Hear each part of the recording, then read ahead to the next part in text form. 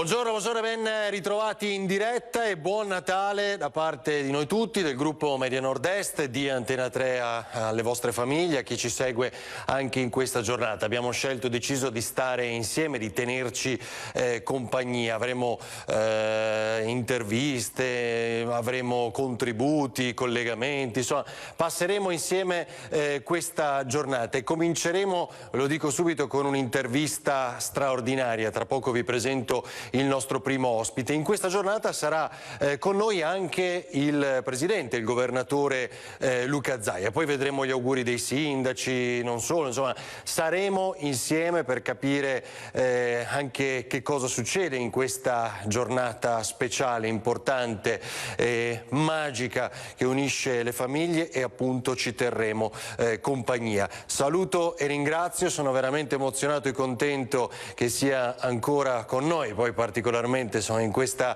giornata, il Patriarca di Venezia. Grazie Monsignor Francesco Moraglia. Buongiorno Eccellenza.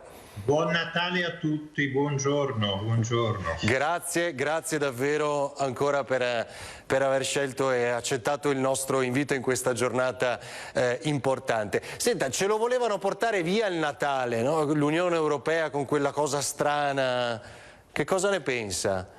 Beh, che la cosa dispiace perché si è arrivati anche a pensare e a proporre questo, cioè la storia non esiste più, le tradizioni dei popoli vengono cancellate in base a una richiesta di non offendere non si sa chi bene perché, riconoscendo semplicemente che il 25 dicembre si fa festa e il motivo della festa è il Natale.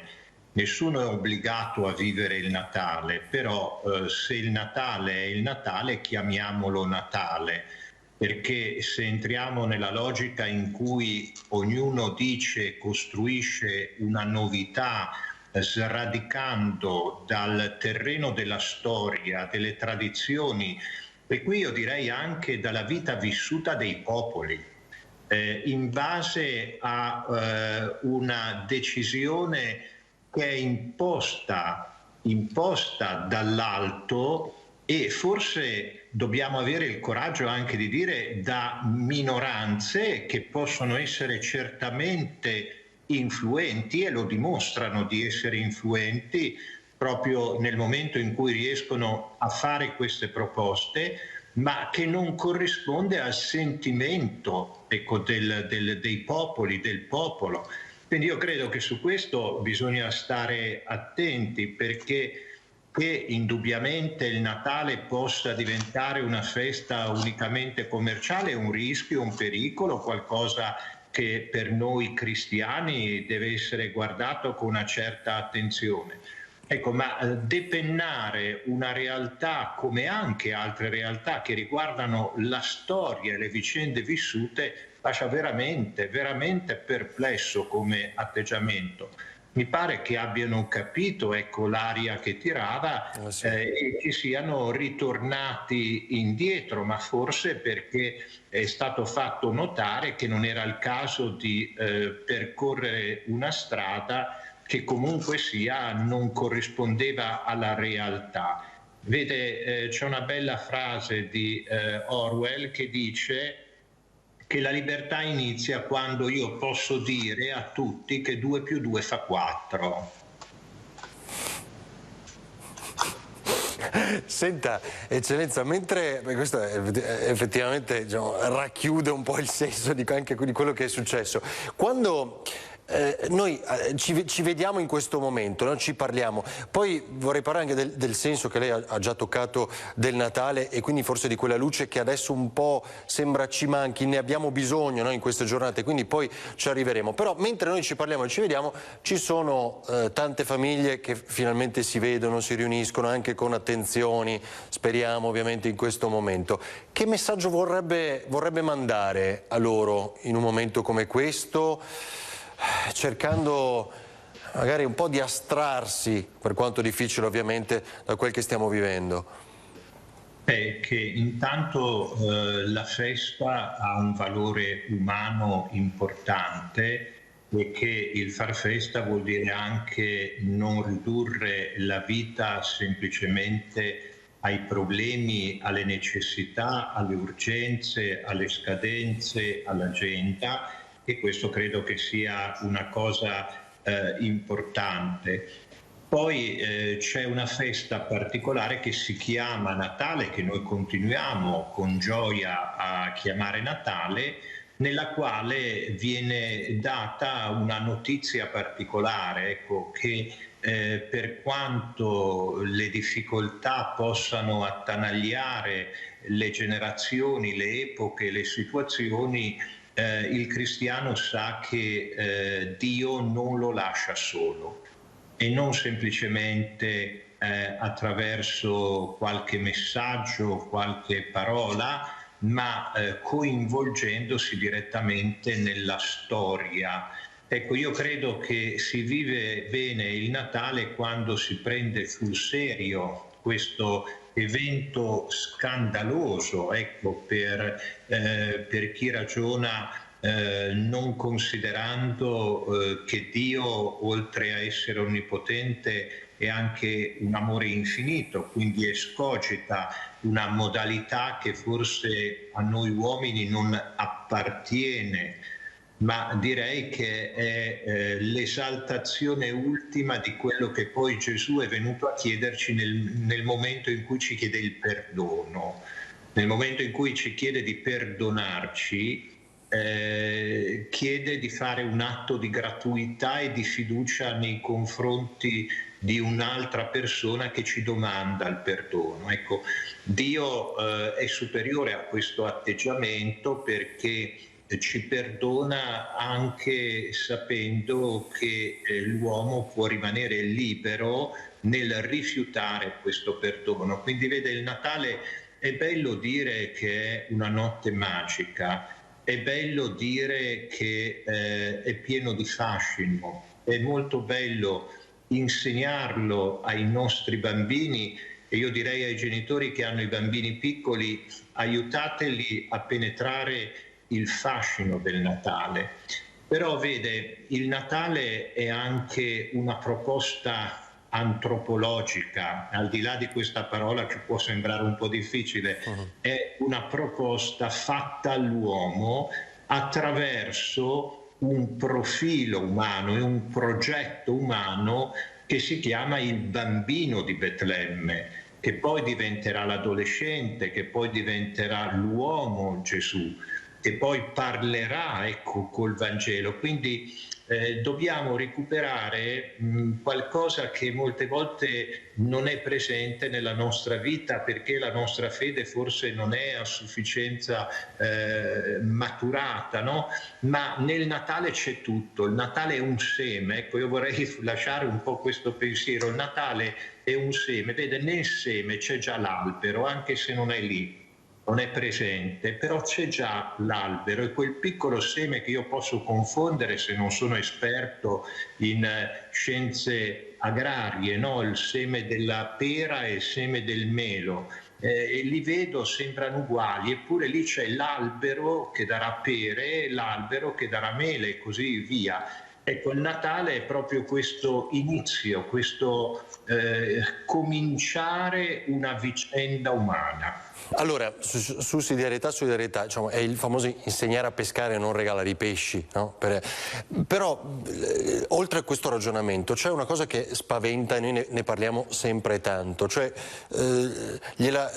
la spiego come l'ho sempre interpretata, cioè noi abbiamo perso amici, abbiamo cancellato amicizie, quello che la politica non ci aveva spinto a fare, cioè questa società con percentuali, lo sappiamo, minoritarie, è fortemente divisa.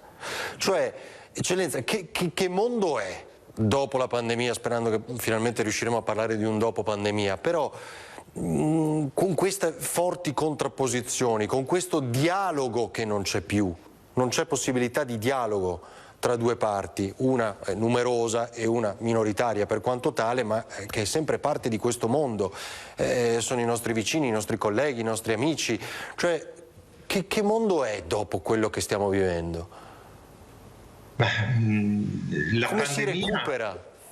sì, la pandemia ha messo in evidenza quello che era già in atto in modo soffice, in modo latente. La pandemia ha esasperato, ha velocizzato un movimento. Come tutti i momenti di emergenza, mette in evidenza le criticità. Quindi evidentemente c'era qualcosa sul versante da lei indicato che già precedentemente riguardava la nostra società. Io faccio un esempio per andare proprio nella linea che lei diceva prima, per esempio la difficoltà ad intendersi tra generazioni. Noi sappiamo una cosa, che in Italia l'ammortizzatore sociale primo è la famiglia. Esatto. Perché la famiglia aiuta le giovani generazioni e la famiglia poi aiuta in mille modi, a secondo quelle che sono le possibilità, aiuta anche i nostri vecchi, e dico questa parola vecchi nel senso migliore del termine, i nostri anziani, coloro che ci hanno portato sulle spalle, che ci hanno portato a essere persone adulte, mature, autosufficienti anche dal punto di vista sociale, no? Ecco, però c'è questa difficoltà ad intendersi non solo all'interno della stessa generazione, ma tra le generazioni. Evidentemente qualcosa va ripensato che la comunione è una realtà che precede anche le legittime differenze. Nel momento in cui lei ed io possiamo avere anche un confronto perché determinate cose le vediamo, le sentiamo diversamente, però non dobbiamo dimenticare che siamo due uomini, facciamo parte di una realtà comune. Ecco, questo mettere in alternativa realtà che costituiscono la società, giocare su questo modo, direi, battagliero di affermare i propri diritti, quasi pensando che non possono essere condivisi con diritti altrui. Ecco, questa animosità, questo modo, direi, di affermare il proprio io, questa autoreferenzialità, questo io che non sa più dire la parola noi, certo. non pensare che io mi realizzo nel momento in cui so dire qualcosa di significativo e anche fare qualcosa per la mia comunità, e che la comunità è tale quando valorizza i singoli. Ecco, recuperare queste dinamiche, direi, culturali, sociali, pedagogiche, ecco, che costituiscono anche per il cristiano l'espressione del Vangelo. Quando si parla del pensiero sociale della Chiesa, della dottrina sociale della Chiesa, si parla di tutte queste realtà. Ecco perché prima dicevo che il Natale è l'inizio di un progetto e che il Natale va difeso anche nella bellezza della notte di Natale, il fascino della notte di Natale.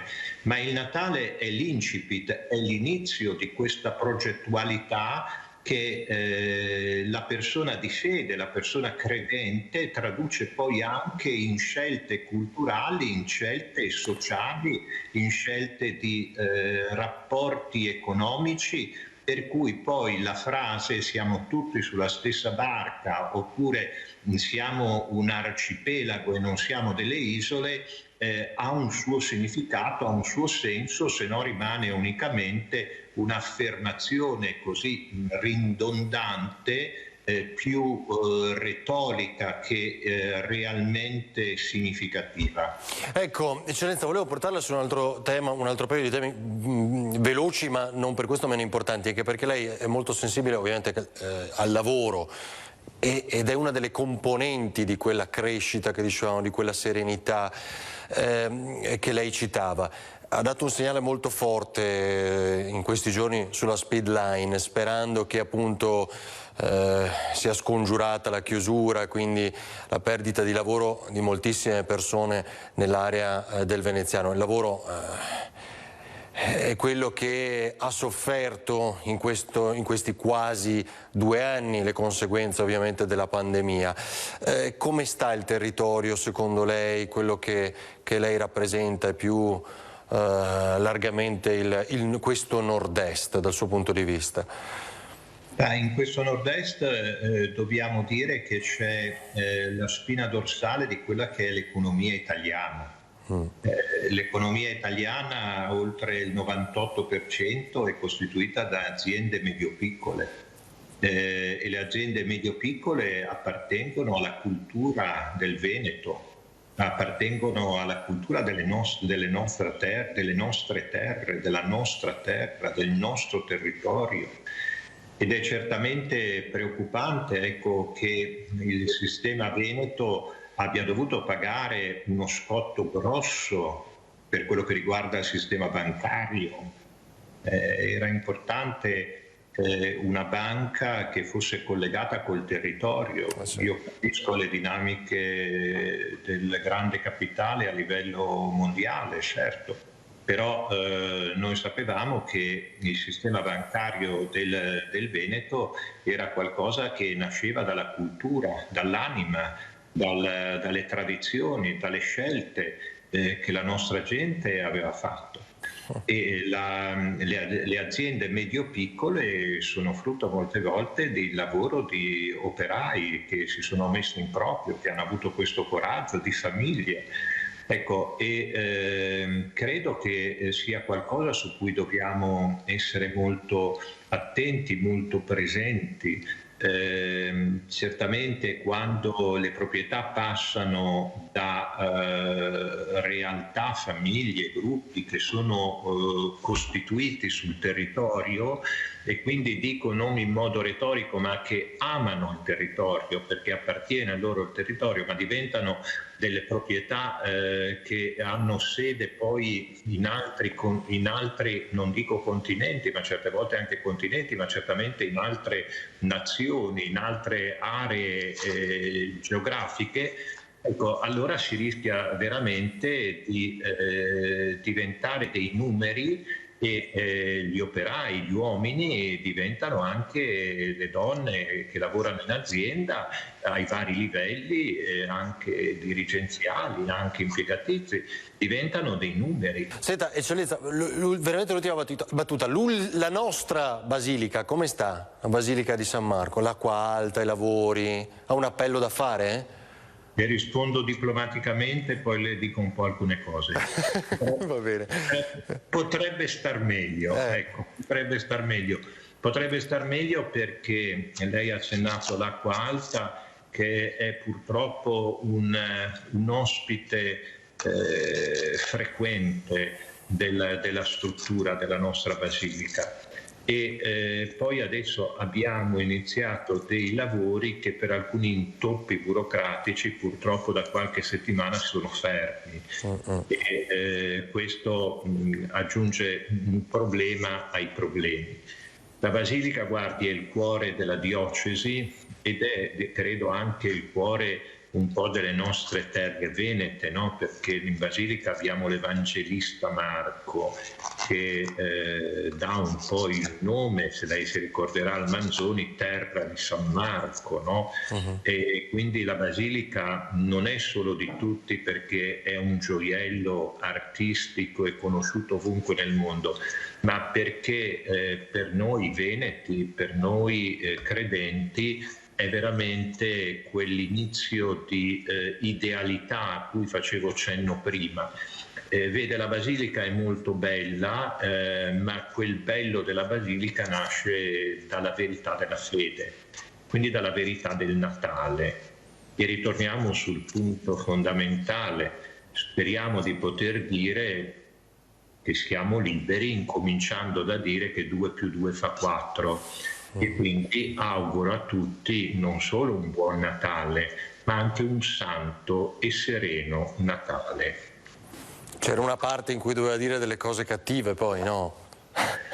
Dico No. che i lavori potrebbero andare un po' meglio. Ho parlato proprio nei miei giorni scorsi con chi ha la responsabilità, ecco, e mi diceva che purtroppo l'intoppo adesso è burocratico. Speriamo di sciolga. poter sciogliere e poter dar seguito quindi a questi lavori, perché come lei dice la stagione nella quale siamo entrati è quella delle acque alte più ricorrenti, più frequenti, anche se le devo dire che in questi ultimi anni i livelli delle acque alte sono sopra la norma e la frequenza delle acque alte, non sempre a livelli estremi, ma stanno diventando ricorrenti e quindi vengono intaccate alcune parti murarie, soprattutto dei mosaici, delle colonne, che avranno sempre più difficoltà a essere restaurate, anche non dimenticando che certi materiali di cui è costituita la nostra basilica vanno in esaurimento, e quindi motivo di più per prevenire piuttosto che dover riparare i danni dell'acqua granda o dell'acqua alta. Grazie davvero al Patriarca di Venezia Francesco Moraglia, grazie per essere stato con Buon noi. Natale, buona giornata di Natale a tutti. Grazie ancora a lei, buon Natale ovviamente, grazie. Noi ci rivediamo tra pochi istanti con il governatore del Veneto Luca Zaia, tra poco.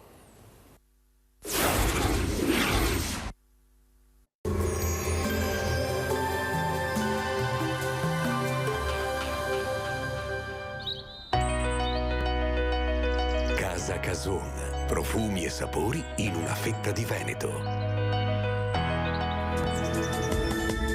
Bentrovati al meteo. Nuova perturbazione sull'Italia, tempo incerto anche sul nostro territorio in questa giornata di Santo Stefano. Vediamo allora il dettaglio di domenica 26 dicembre. Sul Veneto molte nubi con cielo grigio, sarà decisamente uggioso. Non si escludono poi delle precipitazioni più probabili su Veneziano, Rodigino e zone limitrofe. Altrove sarà generalmente più asciutto. Quota neve in prevalenza a 800-1000 metri sulle Dolomiti, a 1200-1500 metri sulle Prealpi. Temperature in ulteriore lieve aumento, minime tra -1 e 5 gradi, massime sui 5-8 gradi all'incirca. Ci spostiamo ora sul Friuli Venezia Giulia, avremo occasionali piogge sulle aree di pianura e su quelle costiere, sui monti invece saranno meno probabili. Temperature minime tra 3 e 8 gradi, massime sugli 8-10 gradi. Infine diamo uno sguardo alla situazione del Trentino Alto Adige, dove ci attende un'altra giornata all'insegna di un cielo nuvoloso e coperto, con frequenti nebbie, localmente saranno anche fitte e persistenti. Temperature minime intorno allo zero, massime sui 6-8 gradi all'incirca. Dal meteo è tutto, vi auguro come sempre un buon proseguimento con Antenna 3.